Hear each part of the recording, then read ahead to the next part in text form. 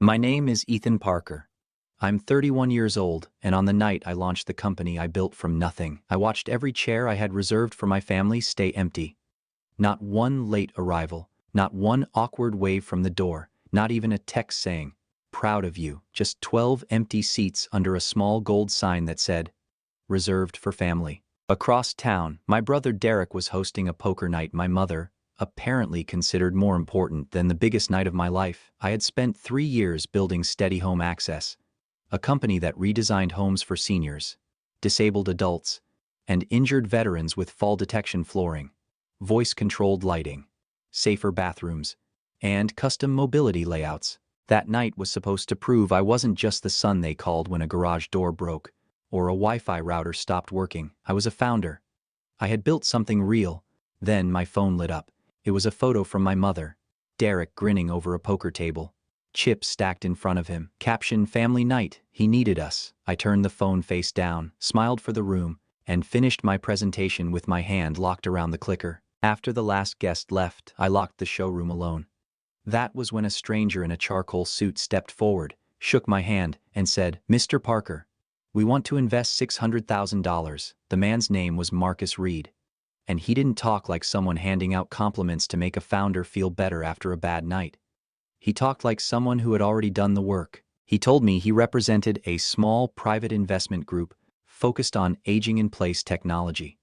He had been watching SteadyHome Access for months through local grant records, community health forums, and an article I didn't even know had been written about a pilot project I'd done with 2 retired nurses and a veterans rehab clinic. "You're solving a real problem," he said, looking through the glass wall at the demo kitchen, where the lowered counters and automatic shut-off burners still glowed under soft showroom lights. "Most companies sell gadgets. You're building dignity into people's homes." I should have felt only relief. Instead, the sentence hit a place my family had spent years ignoring. Marcus asked about installation costs, contractor training, liability, client acquisition, and whether I planned to license the software or keep operations local. For 40 minutes. I wasn't Marianne Parker's useful son or Derek Parker's backup plan. I was a business owner answering real questions about a real future.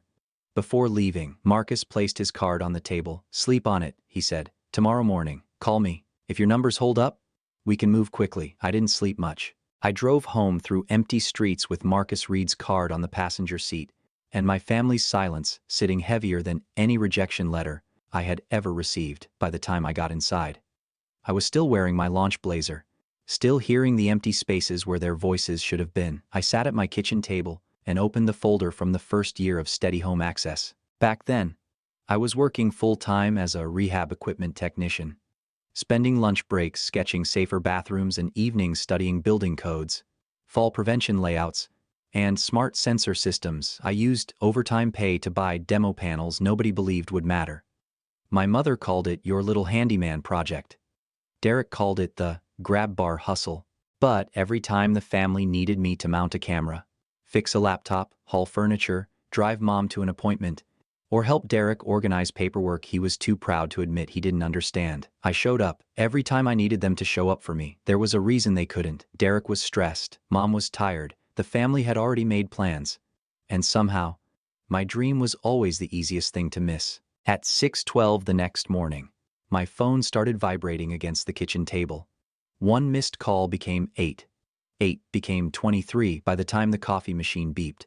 I had 76 missed calls, 18 texts, and 1 voicemail from my mother that began with the kind of sweetness I had learned to distrust. "Ethan, honey, call me back. We heard something amazing happened last night. We need to talk as a family." I stared at the word family until it stopped looking real. They hadn't needed to talk when 12 chairs sat empty under that gold sign.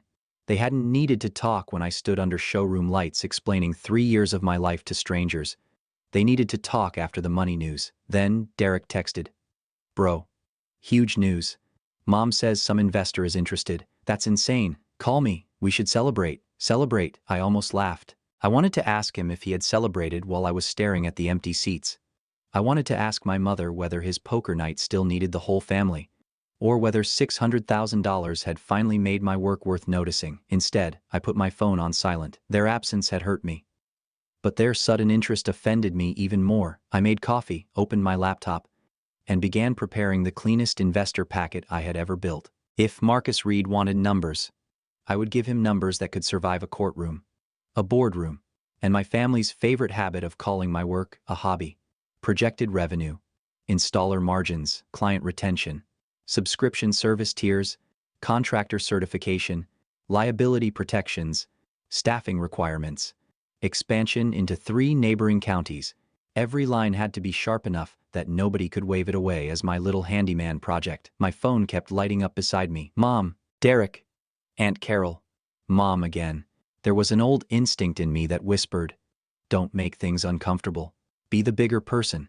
Keep the peace. But peace in my family usually meant I stayed quiet while they took whatever they wanted from me. Peace meant fixing the problem, carrying the boxes, paying the forgotten bill, and smiling when my mother introduced Derek as the successful one while calling me the reliable one. Reliable sounded nice until I realized it meant useful, not valued. That morning, with investor documents open in front of me, I decided I was done paying for peace with pieces of myself. Around 10, Marcus called. His voice was calm in a way that made the morning feel less unreal. How are you feeling after last night? He asked. It was such a simple question that I had to look away from the laptop for a second. Not, what did your family say? Not, can they be involved? Not, are you ready for the money? Just how was I feeling? I told him the professional truth. I was tired, focused, and ready. He asked if I could meet that afternoon at his office downtown. I said yes before fear had a chance to put its hand up. Bring your operating model, client acquisition plan, and anything that shows why you're the right person to scale this, Marcus said. Not just the idea.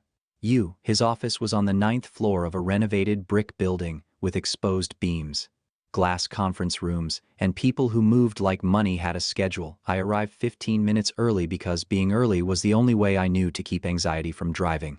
In the elevator, my phone buzzed. Derek, I'm downstairs. Don't go in until we talk. I watched the numbers climb. 6, 7, 8. I did not reply. Marcus's assistant led me into a conference room where the city stretched behind the windows like a test I had finally studied for. Marcus came in with 2 partners, Elena Brooks and David Chen. For the first 20 minutes, I walked them through SteadyHome's model-free safety assessments, premium installations, rehab clinic partnerships, subscription monitoring, certified contractors, and non-invasive alerts that protected seniors without turning their homes into cages. Then the glass door opened. Derek stepped in wearing the blazer he only used when he wanted to look responsible. Sorry, he said, smiling like he belonged there. I'm Derek Parker, Ethan's brother. I didn't want him making a decision this big without family input. Marcus looked at me. Not him. Mr. Parker. Is your brother part of SteadyHome Access? No, I said. He has no role in the company. Derek's smile tightened. Technically, I helped inspire some of this, he said. Mom's house, family experience, all that. I'm just here to make sure nobody takes advantage of him. Elena folded her hands on the table.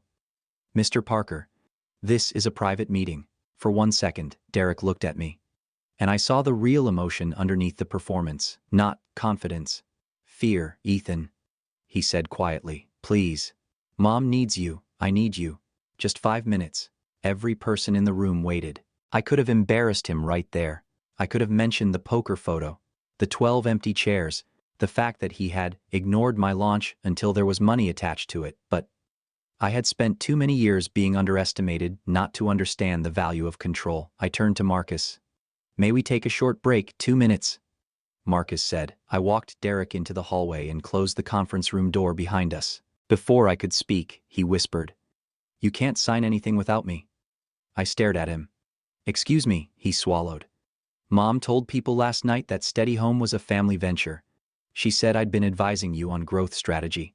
Some of my friends were there. One of them knows Marcus's group. The news is spreading. If you cut us out now, it makes us look like liars. For a moment, I couldn't breathe. They hadn't come to support me. They hadn't come to apologize while I was locking up my showroom alone. They had been claiming my work over poker chips and cheap whiskey. So, this is about your reputation, I said. It's about family. No, I said. It's about you using that word whenever consequences show up. He stepped closer. Be smart. Investors like family stories. Let us stand beside you. We can all win. And there it was. Let them take credit, and they would call it love. You have 10 seconds to leave this floor, I said, or I'll ask security to remove you. Derek's expression changed from shock to anger, so fast it confirmed everything I needed to know. You'll regret humiliating me, he said. I opened the conference room door. No, Derek. I regret believing you would ever clap unless the spotlight was yours. When I returned to the table, I expected the room to feel colder. Instead, Marcus slid a glass of water toward me. Take your time, he said. I took one sip, placed my folder in front of me, and did something I had never done in any room where my family's shadow followed me. I told the truth, not the dramatic version, not the wounded version, the useful version. My family is not involved in SteadyHome Access, I said. They have never invested capital, labor, contacts, strategy, or operational support. I built this company through client work, grant money, personal savings, and community referrals. If your interest depends on a family brand story, this is not the right partnership. David leaned back. Elena's expression softened slightly. Marcus nodded once. Our interest depends on you knowing exactly what belongs to you. That sentence settled into me like a deadbolt sliding into place. For the next hour, the meeting became more serious, not less. They asked how I would scale without losing service quality. They asked whether I could train contractors to treat disabled clients with respect instead of pity. They asked if I would consider a minority investment instead of giving away control. That last question made me sit straighter. I won't give away control, I said. SteadyHome exists because vulnerable people are too often pressured by people claiming they know what's best for them. I won't build a company about independence by surrendering mine at the first check. Elena smiled for the first time. Good answer. By the end of the meeting, they did not offer me a fantasy. They offered a conditional term sheet, $600,000 for a minority stake, phased over 18 months and tied to hiring, training, service quality, and county expansion milestones. It was not lottery ticket money. It was better than that. It was grown-up money with grown-up expectations, and for the first time, all day, I felt ready for both. As I signed the acknowledgement to begin due diligence, my phone kept flashing inside my bag. Mom, Derek, Mom again. Unknown number, Aunt Carol. Then one text from my mother appeared across the screen. Do not embarrass this family. Derek says you made a scene. I looked at the words and felt something in me go still. There are moments when anger burns hot, and there are moments when it becomes a clean, cold line. Mine became a line. After the meeting, Marcus walked me to the elevator. You handled that well? He said. I shook my head. I handled it late. He didn't pretend not to understand. Sometimes late is still on time. Downstairs, Derek was waiting near the lobby. Pacing like a man rehearsing an apology, he had no intention of meaning. What did you tell them? He demanded. The truth. You don't understand what you're doing. Mom already posted about it. Posted what? His face changed. I opened social media and found my mother's profile at the top of my notifications. There was a photo of Derek at his poker table, one arm around her, with a caption that made my hands go numb. So proud of my boys tonight. Derek has been advising Ethan on his new home safety company, and investors are already interested. Family teamwork wins again. Under the post, people were congratulating Derek. Someone asked if he was accepting clients. I looked up at him. Take it down. He rubbed his jaw. It's already out there. And that was when I understood he wasn't embarrassed by the lie. He was afraid of losing it. By evening, my mother's post had spread farther than I expected. Not viral, exactly.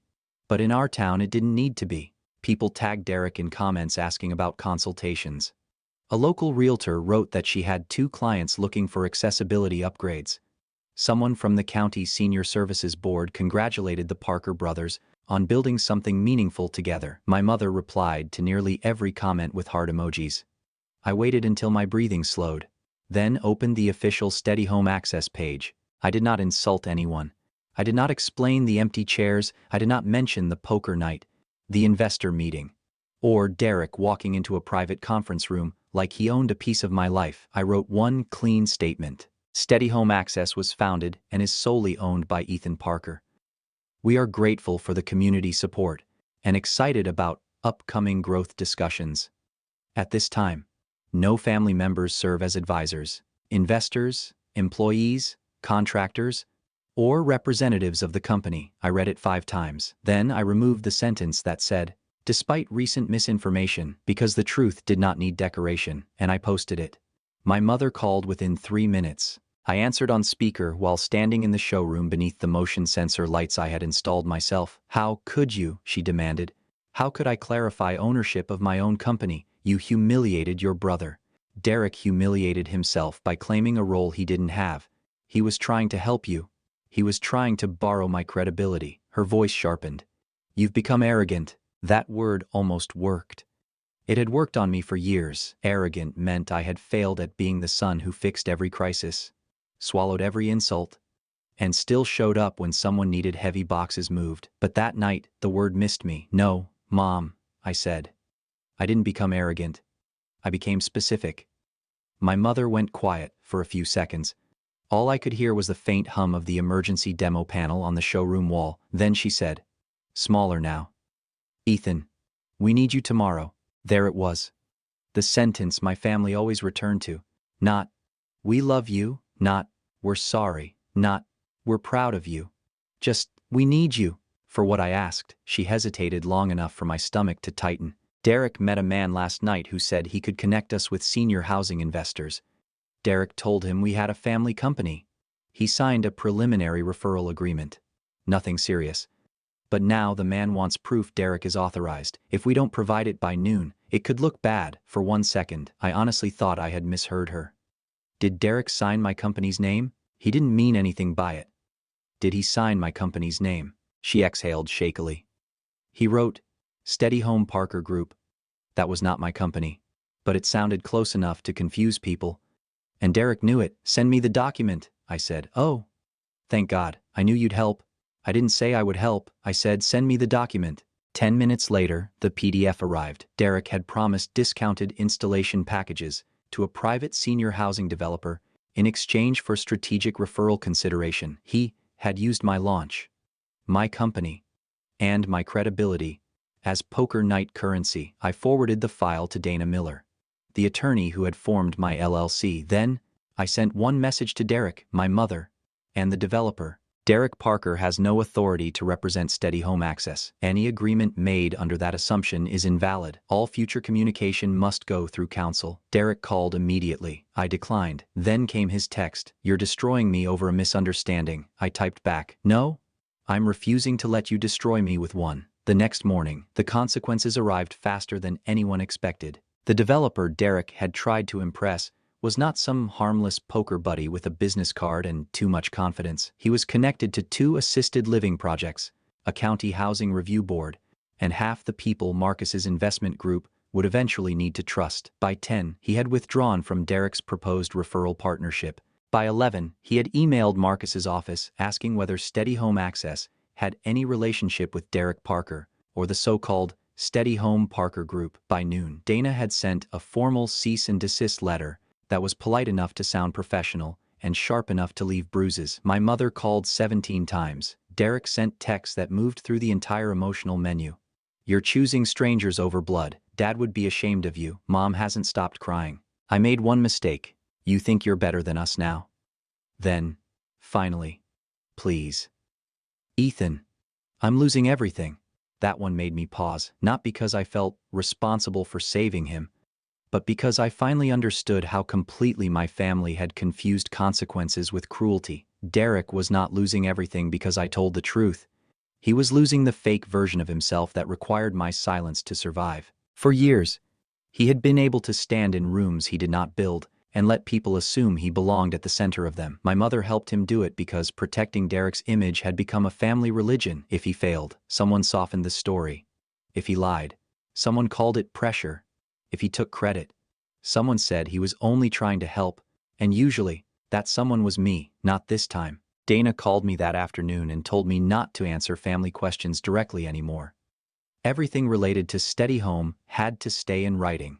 No emotional explanations, no hallway negotiations, no just between us conversations that could later become twisted into permission. So, when my mother texted, "Can you please just talk to your brother like a human being?" I replied with one sentence. "All business-related communication goes through counsel." She wrote back, "You sound like a stranger." I looked around my showroom at the handrails, the demo sensors, the lowered counters, The work I had built while they laughed at it. Then, I typed, "No, I sound like the owner." That afternoon, a local business blogger who had attended my launch posted a recap of the event. She wrote about SteadyHome's technology, the need for aging-in-place services, the veterans rehab pilot, and the investor interest. Then, without naming my family directly, she added one sentence that traveled faster than anything I could have said myself. The founder delivered his presentation with remarkable composure, despite a reserved family section that remained empty all night. People noticed. They connected it with my ownership statement.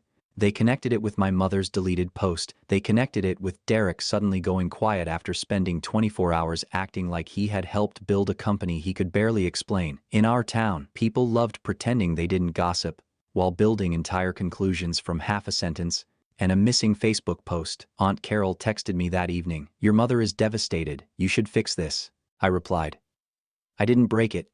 3 words. Then, I blocked her for the day. 2 days later, Marcus called to confirm that due diligence would continue. "There may be noise," he said, "but your response has been clear and professional." "Does the family drama worry you?" I asked. "No," he said. How a founder protects boundaries tells us a lot. After we hung up, I stood in the demo bedroom, looking at the soft floor sensors that could detect a fall without cameras, without stripping someone of privacy. Boundaries.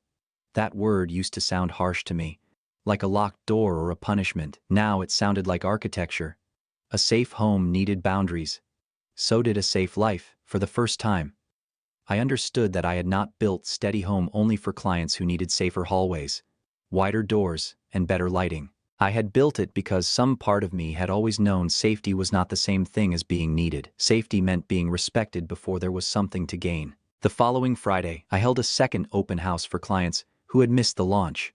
This time, I did not reserve a family table.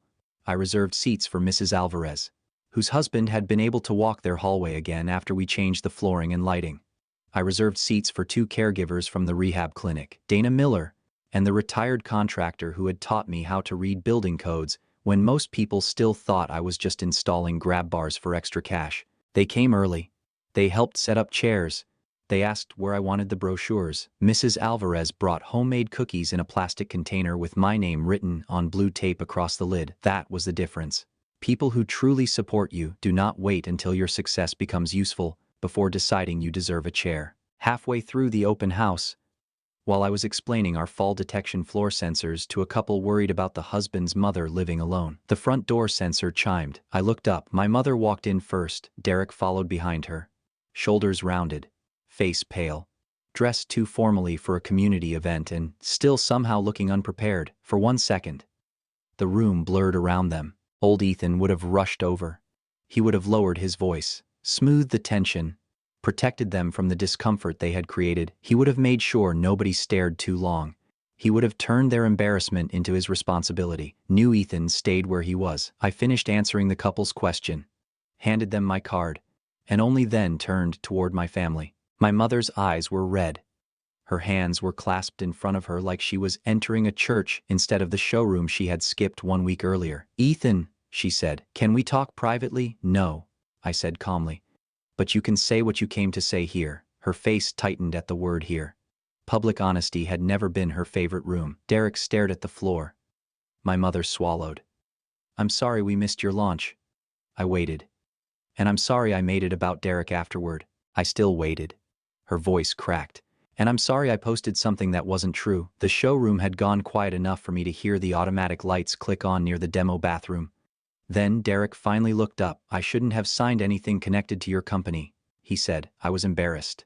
"Everyone thought you were doing something real, and I wanted to look like I was part of it." It was the first honest thing he had said in years. I wanted it to heal more than it did, but honesty is not a time machine.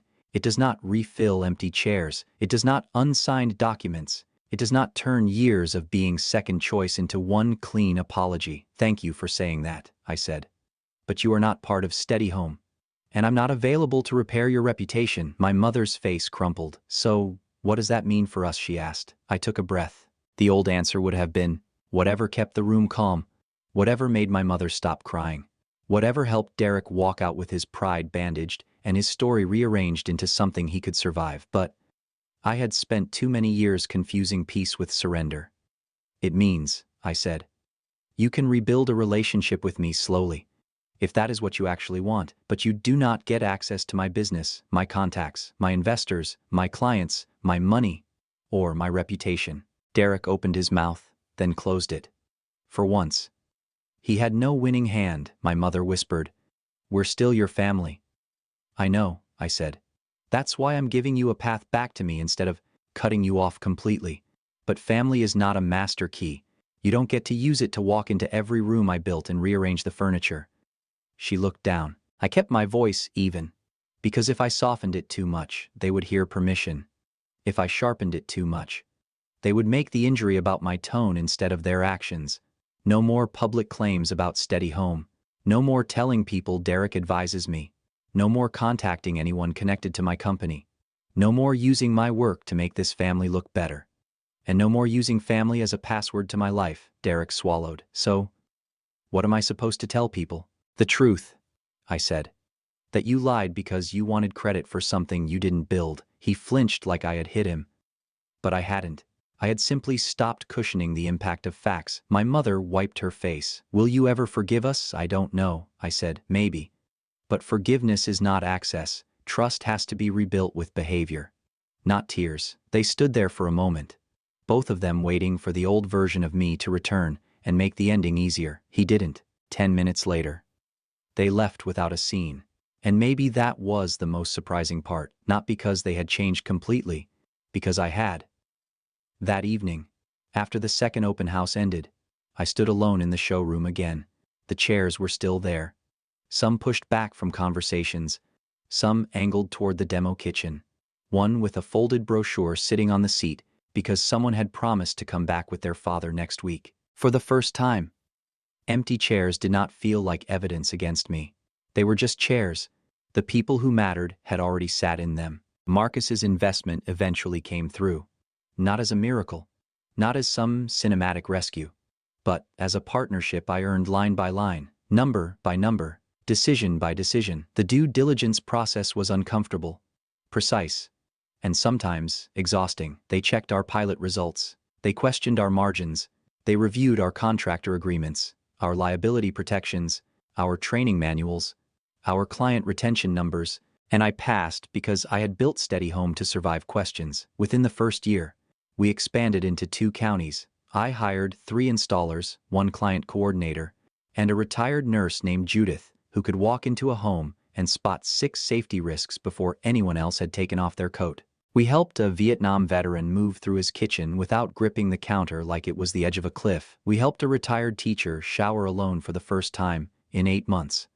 We helped adult children sleep through the night because their parents had safety alerts that respected privacy instead of stealing dignity. That became the part I held on to. Not Derek's lies, not my mother's deleted post, not the 12 empty seats, the work. My mother started texting occasionally without asking for favors. Small things. Weather. A photo of her garden.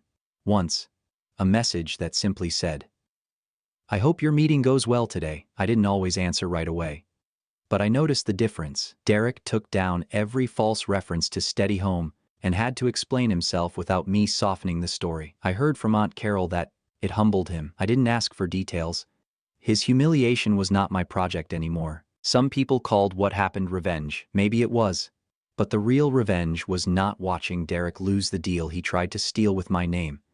It was not seeing my mother realize that tears no longer unlocked every door. The real revenge was waking up every morning without asking permission to be proud of myself. I learned that family can be a beautiful support system, but only when love includes respect, honesty, and accountability. Without those things, family becomes a word people use when they want access without earning trust. I also learned that being needed is not the same as being valued. For years, I thought if I fixed enough problems, carried enough weight, stayed calm enough, and forgave fast enough, eventually they would see me. But a good life is not built by chasing applause from people committed to misunderstanding you. It is built by choosing integrity when others choose convenience. It is built by protecting the work you bled for. And it is built by remembering that your dream does not become real only when your family finally notices it. It becomes real the moment you keep building, even when the seats you saved remain empty. So, if you were in my place, Would you forgive them right away? Or would you make them earn a place back in your life, one honest action at a time? If this story hit close to home, leave your thoughts below. And if you want more stories about family, betrayal, boundaries, and rebuilding your life, consider subscribing. This story is for entertainment purposes only. Please do not copy, imitate, or treat it as legal, financial, or personal advice.